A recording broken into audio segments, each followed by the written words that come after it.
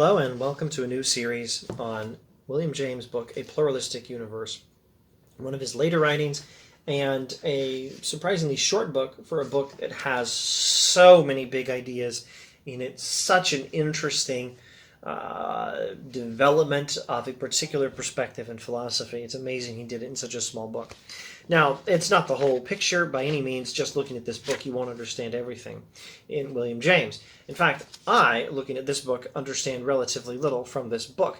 That is to say, I don't understand this book as well as I'd like to. I understood The Will to Believe and Other Essays in Popular Philosophy more easily than this book. So I'm hoping that in addition to helping some people out there understand William James, I'm hoping I grow in my understanding of William James.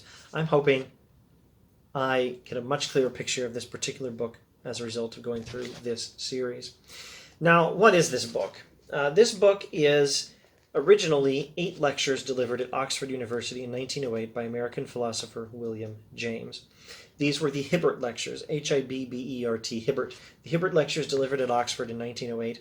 James put them together in book form as A Pluralistic Universe shortly thereafter. So, A Pluralistic Universe represents the maturity of William James' radical empiricism. I could almost say the completion or the full flowering or the fully developed form of radical empiricism. I'm not sure I want to say any of that, so I like the word maturity. This is William James' radical empiricism in its mature form. If you've been watching other videos on William James on this channel, you might recall when I was doing that long series on The Will to Believe and Other Essays in Popular Philosophy, I introduced James' brief remarks in the preface to that book where he introduces radical empiricism. And he talks about a better kind of empiricism that takes experience seriously, a kind of empiricism that will not rule out in advance anything, a kind of empiricism that appreciates religion, and lots of other things. Let's not go into it in any detail now, except to say this. The radical empiricism James defined briefly in the preface to The Will to Believe and Other Essays in Popular Philosophy. That radical empiricism is what gets more fully developed, or at least reaches its mature stage in a pluralistic universe. Without further ado, I think we go now to Lecture 1 of A Pluralistic Universe by William James. So Lecture 1 is titled The Types of Philosophic Thinking. Before beginning, let me state 2 types of philosophic thinking James is going to be talking about. One is what we can call scholastic theism. That refers to medieval Christian philosophy, more or less, particularly late medieval Christian philosophy. Now, one aspect of scholastic theism is that it tends to think of God as having 3 interesting characteristics. 1, God is outside of time. 2, God is simple, meaning God has no parts. Those are the doctrines of timelessness and simplicity, divine timelessness and divine simplicity. And then 3rd, scholastic theism tends to think of God as having the characteristic of divine impassibility, which means God is not affected. God is very effective. God is not affected at all. You can't change God. God is pure act. God is active, not passive. Nothing you do can affect God. Rather, when God interacts with us, with his universe, his action is 100% active. So James is going to be interested in this lecture, I think in particular, with the idea of divine impassibility. He's not a fan of God, the idea that God is unaffected. More on that in the near future. Now, the single biggest target of this book is Hegelian idealism. I think I will say nothing more about Hegelian idealism at this time, except to say that this is the philosophy that follows Hegel, the great modern or late modern philosopher, the great German late modern philosopher Hegel. Hegelianism is the philosophy that follows Hegel, and it tends to understand everything as being unified. Maybe not immediately, but at least in the final form of a universe in process. Everything gets unified under a single heading. Under a single category would be a better word. Everything gets unified under a single category, in a single category. Everything gets unified in a single reality, in Hegelian thought. Hegelian thought can actually be understood as a kind of pantheism. All is divine, but it's a process pantheism, a developmental pantheism. It's an idea that ultimately all reality is joined in the same single thing, and that thing is divine. The universe is in process, and God is its final form, something like that. This is not a very precise introduction to Hegel, and I've already said much more than I intended to. So Hegelianism, following the ideas of Hegel, develops ideas like this, and James is very much interested in that. I think if we wanted to summarize this book in one sentence, it would have something to do with James' critique of Hegelianism. It would be something like this, perhaps. In a pluralistic universe, William James argues that attention to experience indicates to us that reality is pluralistic, meaning you can't unite it all into one single thing. The Hegelian philosophy is unempirical, and it's not going to work. If we take experience seriously, we have to recognize that the universe has different things in it and can never be fully reconciled into a single whole. So Hegelian philosophy, or Hegelian idealism, is the main target of a pluralistic universe, but he's also going to deal with scholastic theism at times. Now, with all that background, let's now make a few quick observations on the introductory lecture. Lecture 1 is on the types of philosophic thinking, and let me give you 4 bullet points of what to expect in this lecture. Bullet point 1, we only know that part of the universe which we experience. Bullet point 2, we tend to characterize the universe in the image of that part of it which we know. So we don't know the whole of reality. We only know the part of it that we experience. But we tend to think of the rest of it in terms of that part we do know. Now, scholastic theism seems cold.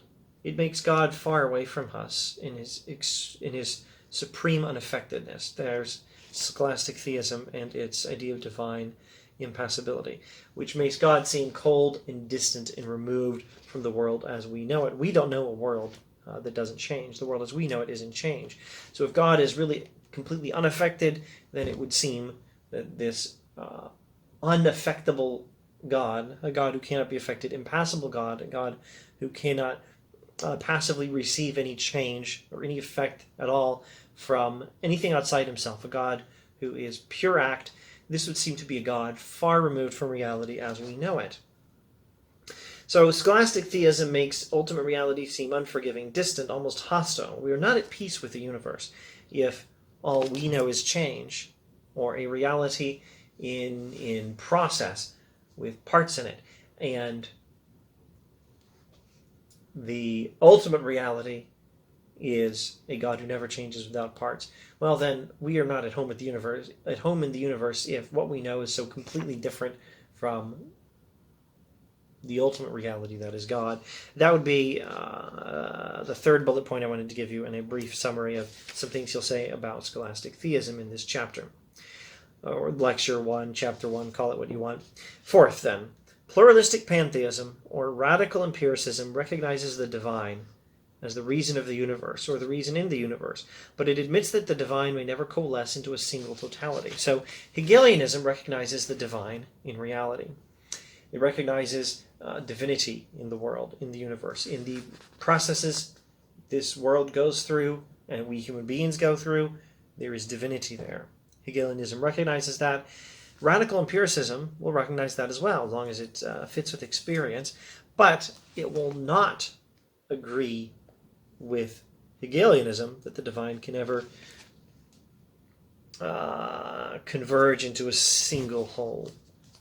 Okay, it's probably best if I don't elaborate on that any further. This video is long enough already. The elaboration will be, well, maybe the rest of the book and the rest of the series, but at any rate, the rest of the videos on Lecture 1. There are sure to be more videos on Lecture 1 to come. All right, let's go to the third page of Lecture 1. What do the terms empiricism and rationalism mean, says William James. Reduced to their most pregnant difference, empiricism means the habit of explaining wholes by parts, and rationalism means the habit of explaining parts by wholes. So, being said parts, you could explain the parts of a thing by explaining the whole. That's what rationalism in philosophy does. It's a sort of top-down thinking. But empiricism is bottom-up thinking, where we explain the whole by explaining the parts. Where, for example, this book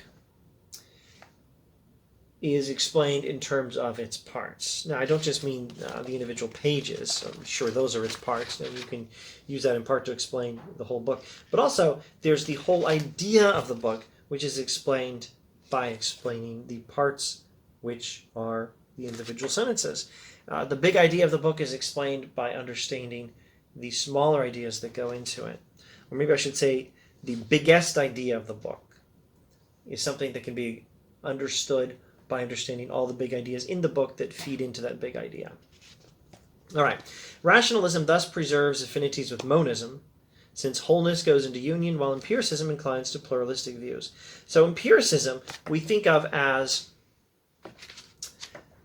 the idea that we get knowledge from experience, and that's exactly what empiricism is. But it's also a way of thinking about reality where we start with the experienced parts of a thing in order to learn about the whole.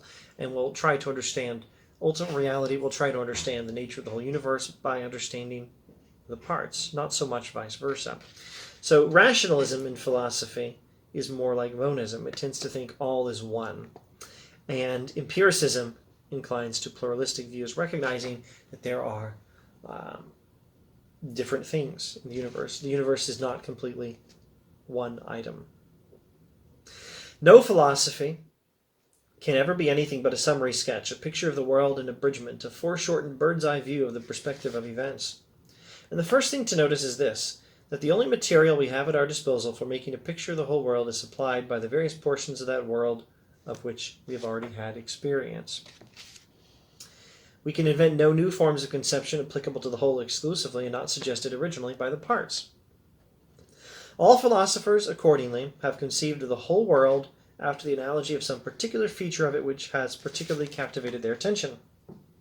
Thus, the theists take their cue from manufacture, the pantheists from growth.